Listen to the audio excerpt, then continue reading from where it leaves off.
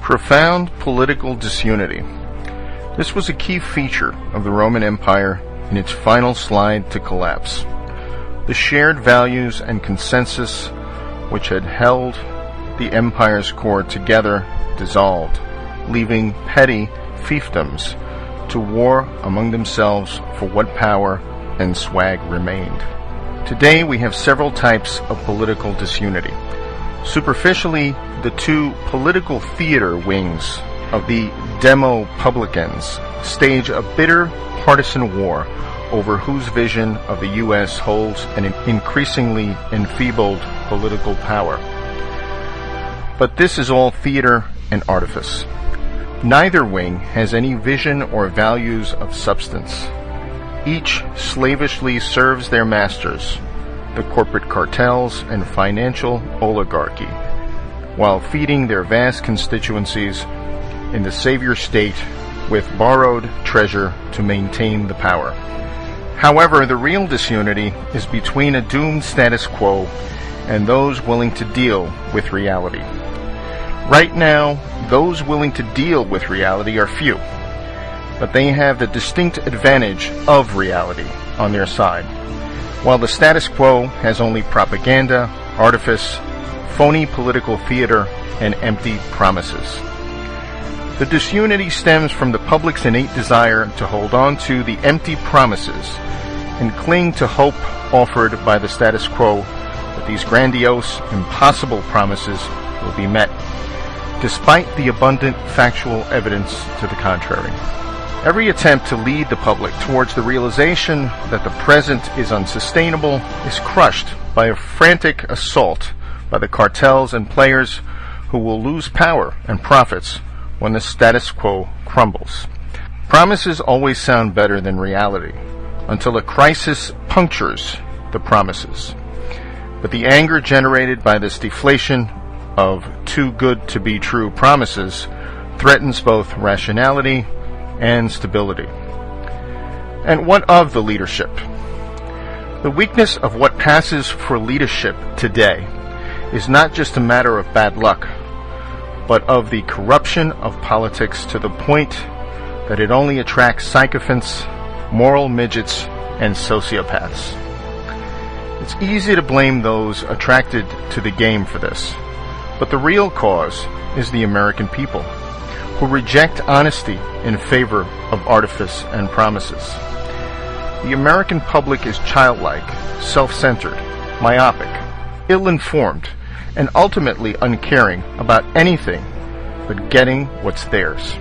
Thus, anyone who promises that their share of the swag will remain untouched wins, and anyone who suggests the swag is unsustainable is rejected. To the degree a nation gets the leadership it demands, then the U.S. is in trouble. We are now a nation of spoiled teens who get to elect their parents. No surprise, the ones who never enforce any penalties, those that have learned never to challenge their own bosses, the kleptocrats, and who dole out the most allowances, win every time. Thus we get leaders who refuse to challenge the financial power elites and cartels because the status quo would devote all of their wealth and influence to defeating such a challenger. And we get leaders who refuse to be honest with the American people because that honesty is rejected as unwelcome. A real leader persuades the public to grow up rather than pander to their primal desires. But such a leader would only have one term of office, let alone be elected at all. A funny thing happens when a nation allows itself to be ruled by kleptocrats. Such rule is intrinsically destabilizing, as there is no longer any center to bind the nation together. The public sees the value system at the top as I, me, and mine. Greed fed by complicity and corruption, and they follow suit by pursuing whatever petty frauds and corruptions are within reach. Tax avoidance, cheating on entrance exams, gaming disability, lying on mortgage and job applications, and so on. Meanwhile, the diverting of national income into a few power centers is also destabilizing. Central planning and market manipulation, as in the formation of bubbles, make things intrinsically unstable, as price can no longer be discovered by unfettered markets. As a result, imbalances grow until some seemingly tiny incident or disruption triggers a cascading collapse. The power elites can't bear to part with any of their power or wealth, so their resistance guarantees systemic collapse.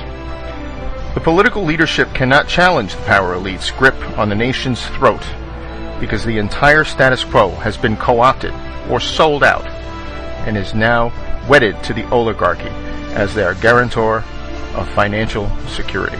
What this leads to is a status quo committed to a sinking ship.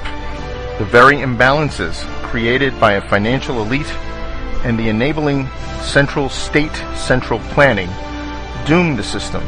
But since everyone within the status quo depends on it for their own slice of wealth and power, then no one dares speak up in favor of reality.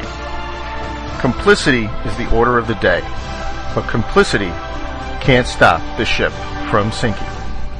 Although it is unpopular to say so, some aspects of our morality in the U.S. have been corrupted as well by a societal desire for wealth and a focus on acquiring it above all things, and by a desire for political power masquerading as morality. Complicity and dependence erode the soul. Political and financial fixes alone can't fix the rot. In a fundamentally corrupt, complicit society, rules and laws are routinely evaded, bypassed, undermined, or simply ignored. Making more rules fixes nothing if the rules are merely for show or only for the bottom 99% of us.